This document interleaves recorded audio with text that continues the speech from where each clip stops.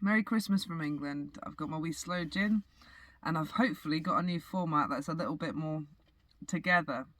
So this is going to be a video about some of the sort of crazy stuff that's been going on. I didn't really fancy, I'm in a bit of a jolly mood, so I didn't really fancy some of the more miserable or more intense stories. I didn't want to get angry tonight, so I thought I'd do some of the more crazy batshit Britain stories that's going on at the moment. So the first one's a BBC one that I read a little while ago, which this one was the one that really made me like laugh because it's a bit insane, I think, personally.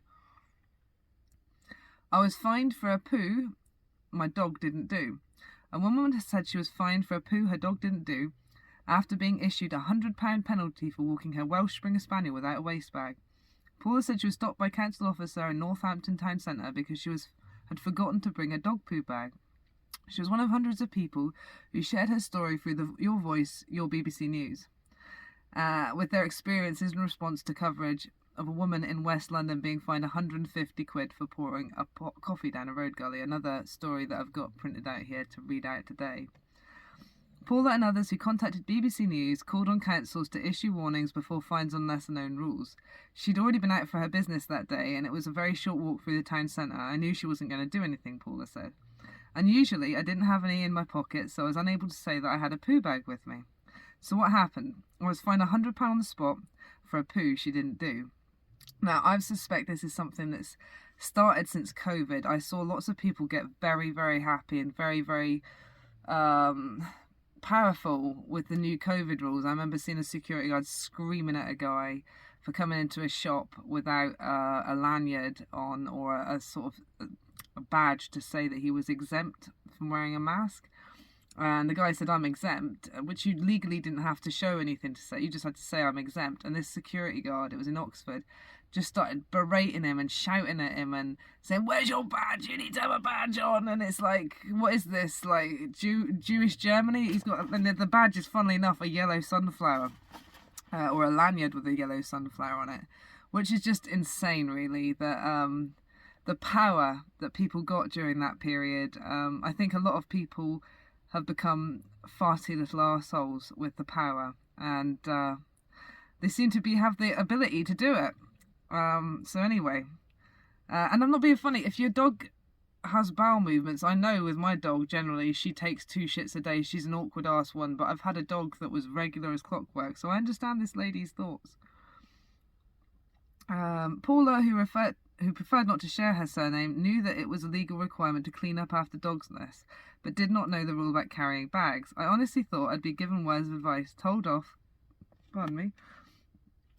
the law was so that I knew for next time, but there was no movement, she added. The dog owner said the enforcement officer was polite but very firm and felt as though she was an easy target. This is the kid in school that went, I'm telling miss on you. A West Northamptonshire council spokesperson said, it's really important if people walk their dogs in a public space area, they have the means to pick up after them if they foul an area in public. In case they foul, what the people? The PSPO were established in 2014 and let council set local rules to tackle community rules. Breaching one without an excuse is an offence. The council spokesperson added that officers will fine dog walkers who do not have the means of cleaning up as part of the requirements of the PSO. Absolutely crazy. So that's one of the stories that made me go, what the fuck? Like, how can they come up with this shit? I mean, there is a law that if you drop rubbish in the UK, you get fined for it, but it doesn't mention if you know or not. So you can drop a tissue and not notice that you've dropped it, and get arrested. You can also get arrested for dropping seeds for birds, or bread for, ducks and stuff. It's quite ambiguous, a lot of this law. So another one is the one that's mentioned in that article there. Another one that made my eyeballs pop out of my head first thing in the morning a few months ago. So BBC News report about a U-turn on a fine for coffee being poured down the drain. This is in 22nd of October 2025. Buraku Yeslia, who lives in Kew, said she thought she was acting responsibly when she poured a small amount from her reusable cup down the drain, rather than risk spilling it on the bus she was about to catch to work. She was stopped by 3 enforcement officers at a bus stop near Richmond Station and given a fine under Section 33 of the Environmental Protection Act 1990. This is in a country where police won't come out. I've seen old couples the next day saying that they were calling up the police about little bastards that were terrorising them in the night, and unfortunately there was no police officers available. I know this is enforcement enforcement officers. So I don't know what that means. Some sort of other branch of bastards, basically. It makes an offence to deposit, dispose of waste in any way that is likely to pollute land or water, including pouring liquids into street drains. Richmond upon Thames Council said that they have cancelled the fine as it was likely Miss Yesleyert's appeal would have been successful. The council also stated that the contravention was minor and Miss Yesleyert had agreed not to repeat it. Terrible crime.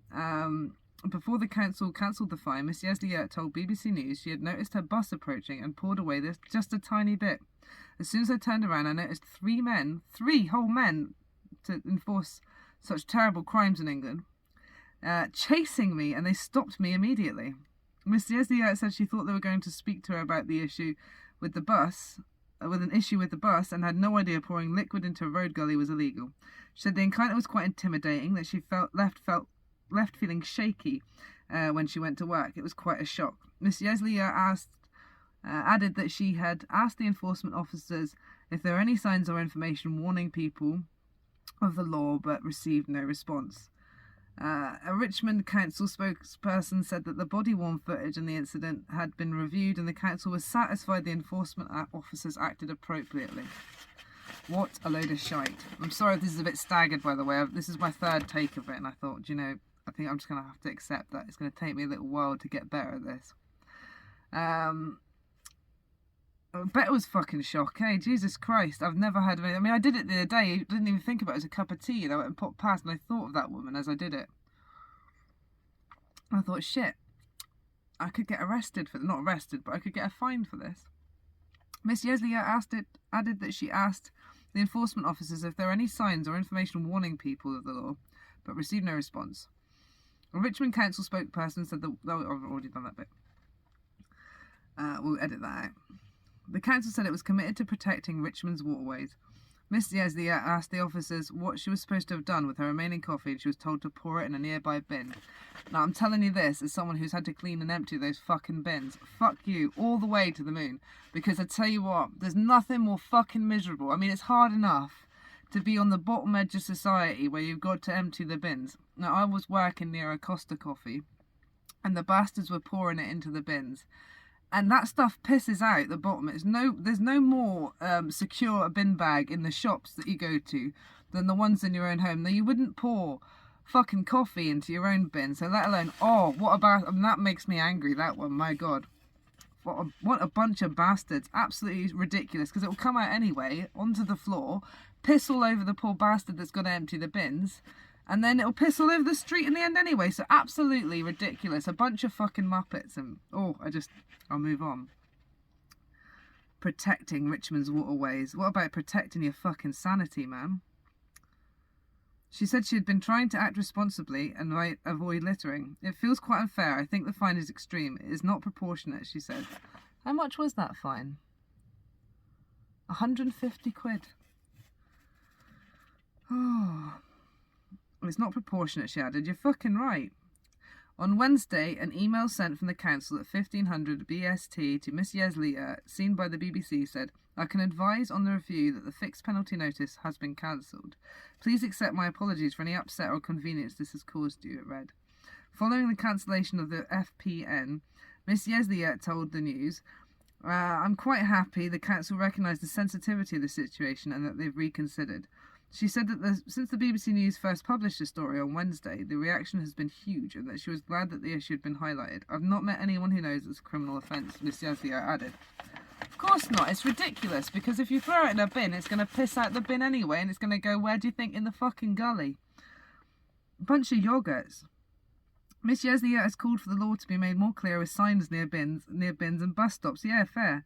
The council's spokesperson said fixed penalty notices clearly outline that there is an appeal process available to anyone who wishes to challenge them. What are those three Muppets doing? 3 people wandering around, searching, their eyes on stalks, whilst people are nicking their bikes everywhere and fucking... Oh, it's a... I went and tried to ring up the police when I found a bike that had been nicked. Because it got dumped outside my bike, outside the house when some little kids were running away. And they didn't come. No one came back for this bike. And I was trying to contact. There's nothing to do. You just sort of register it, and then they don't come. There's no way you can put it or anything. They're not doing anything to do with anyone that's got stolen shit. And when our tyres were stolen off the fucking van, we didn't even log it, because what's the point in this country? It's likely that the case had progressed through the route. The notice would have been restricted because it was a minor contravention, which the recipient agreed not to repeat. Well, obviously not, because the fuckers came after her. Running down the street is absolutely insane. It's absolutely crazy. It's what's happening in England. It's a bunch of petty little bastards. I get my slow gins maybe starting to have an effect here. I thought it might smooth my writing out, but it might just bring out my Scottish. A fine of £600 for windblown rubbish is cancelled. This is September 2025. A piece of cardboard blowing about in a street in Haringey led to the local council trying to fine a couple £600. A dress had been identified Francesca Pontetta as the source of the litter found at the base of a tree near her home a couple of days after recycling bins were collected. Miss Pontetta said she had always ripped boxes apart before putting them in the bins, and she believed heavy winds had carried it from the collection. Haringey Council said that residents should dispose of their household waste responsibly. In this case, it has cancelled the fine. I wonder would they cancel it had they not been given a big news sort of outpouring. The piece of cardboard had Francesca's address on it. Miss Pontetta and her partner, Piers Rosamond, received a letter to inform them of the £600 fine because they had failed in their duty to secure their waste. She said, "I've done all my duties as a citizen to dispose of my waste in my household. This does not feel fair at all." Mr. Rosamond added that the couple don't have spare money to be throwing around.